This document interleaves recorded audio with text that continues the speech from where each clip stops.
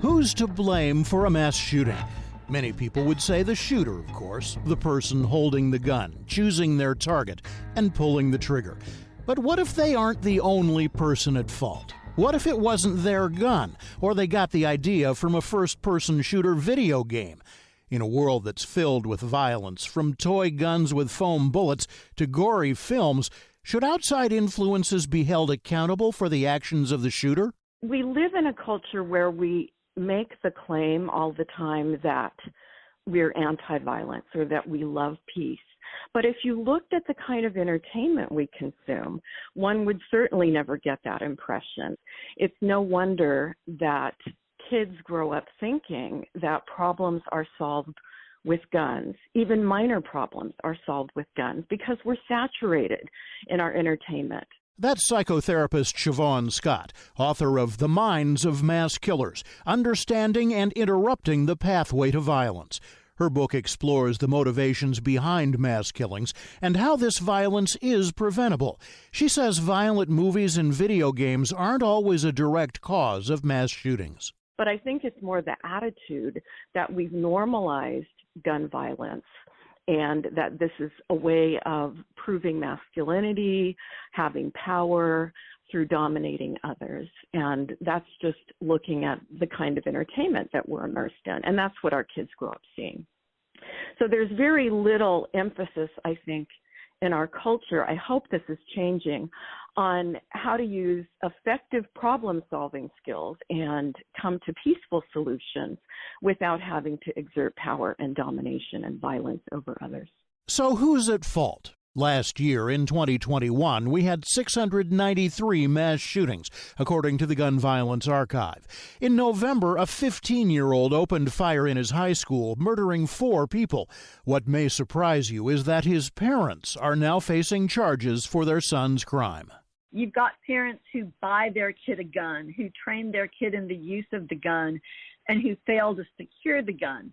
In and of itself, that probably wouldn't be enough for prosecution. But then that gets married up with very specific knowledge that their child is having thoughts about engaging in a shooting, and they withhold that information from the school. They withhold the knowledge that their kid has access to a gun, and in fact, they insist on leaving him there without even having his backpack searched. So it's the complexity of the facts in that case and the way they come together that make it ripe for prosecution. You know, whether they can convict or not is up to a jury, and the causation issue may be very, very difficult in this case for a jury. But at least it defines some outer limits on parental responsibility in this area. That's Dr. Joyce White Vance, a professor at the University of Alabama School of Law. She also served as the U.S. Attorney for the Northern District of Alabama for 8 years. Vance says there are cases where parents need to be held accountable for their negligence. In the case of the Michigan school shooter, prosecutors say the parents repeatedly ignored key warning signs, texts from their son about his hallucinations, and a growing interest in Nazi propaganda.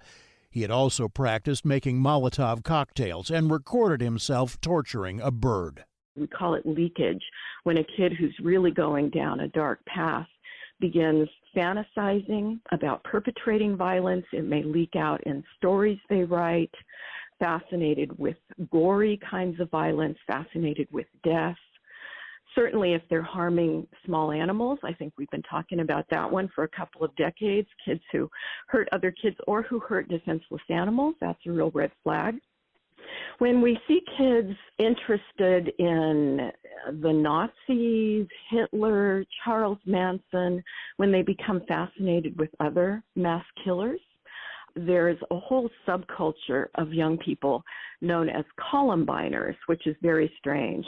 But these are teenagers who've grown up after the Columbine shootings happened, but they've sort of turned those killers into folk heroes.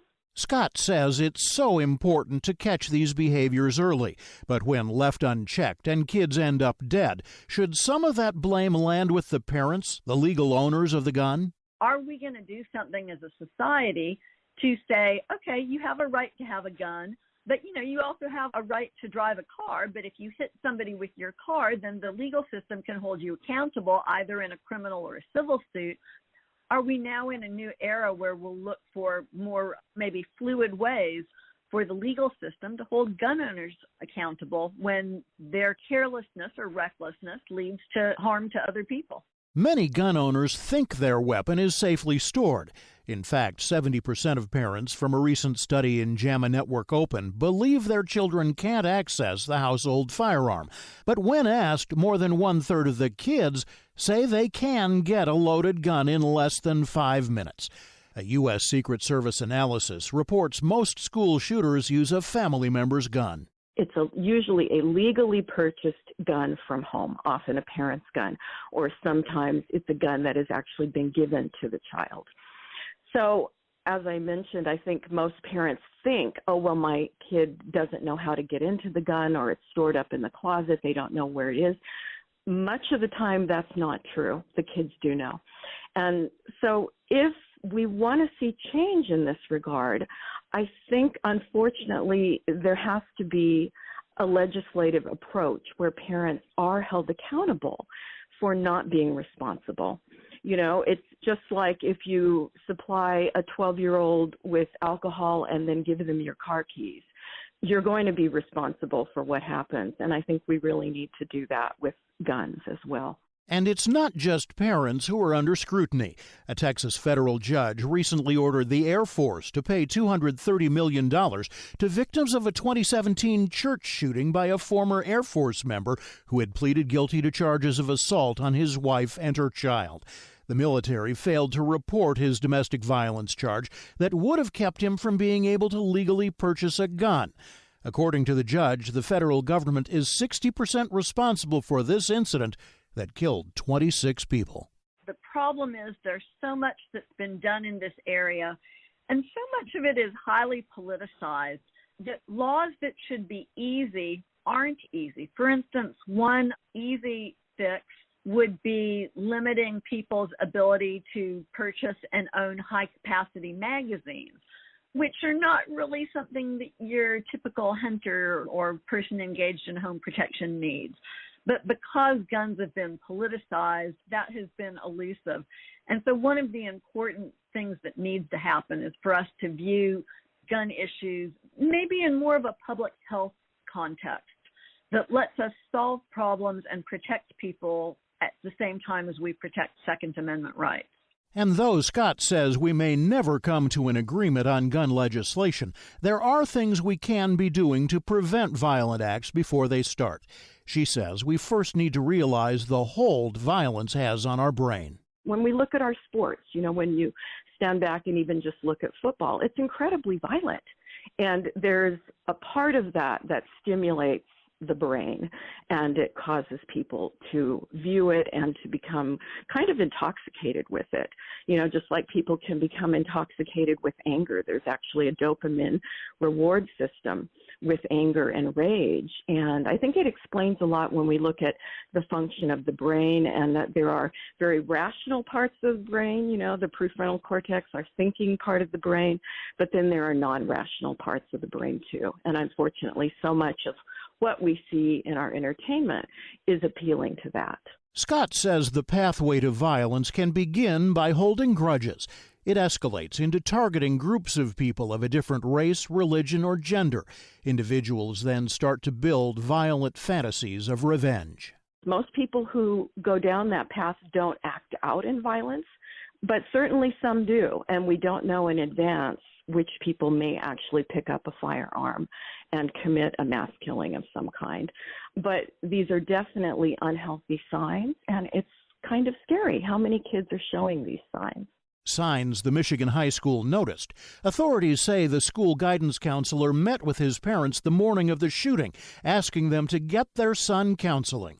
The parents refused, and 2 hours later, their son opened fire on his classmates. So what can be done when parents refuse to acknowledge violent signs in their children?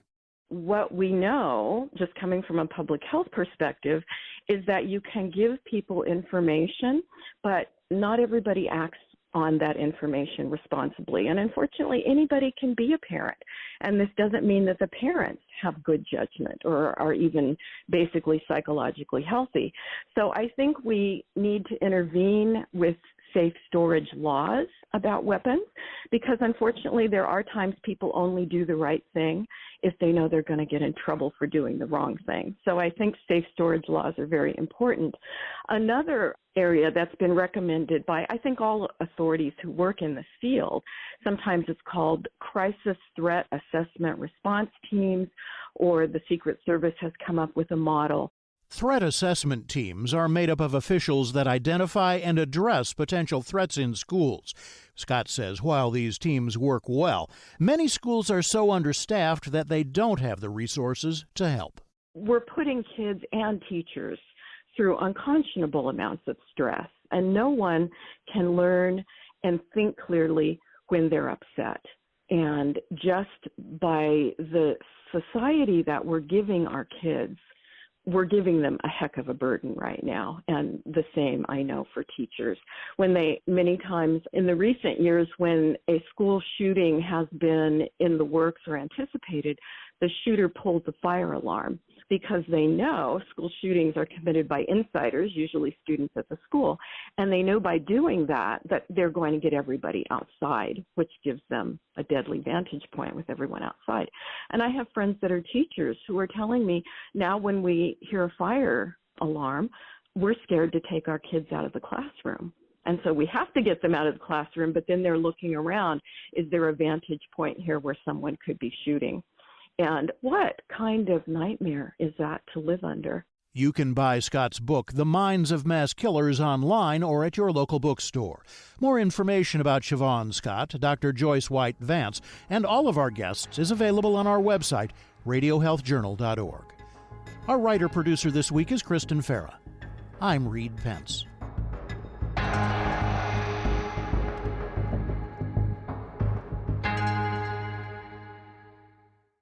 Coming up next week on Radio Health Journal. We have people who are struggling to keep a roof over their head. They're struggling to put food on their table.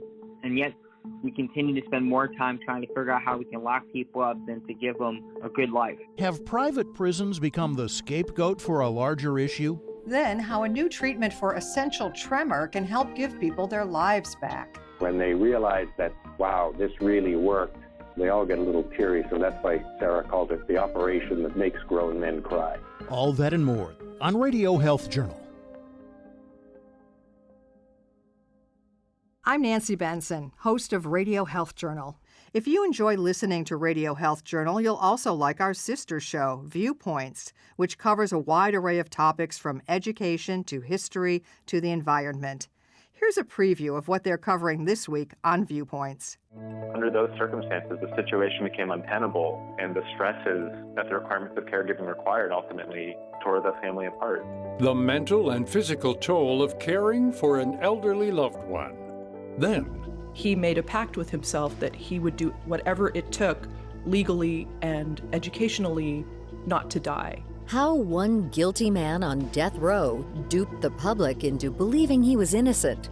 I'm Marty Peterson. And I'm Gary Price. These stories in depth this week on your public affairs magazine, Viewpoints. Listen to Viewpoints on your favorite radio station and subscribe and listen to shows anytime on Apple Podcasts and Google Play. And that's Radio Health Journal for this week. Follow us on Twitter, Facebook, and Instagram to learn more. And check Apple Podcasts, Google Play, and Spotify for a library of past programs. Plus, you'll always find previous segments and information about our guests at radiohealthjournal.org. Join us again next week for another edition of Radio Health Journal.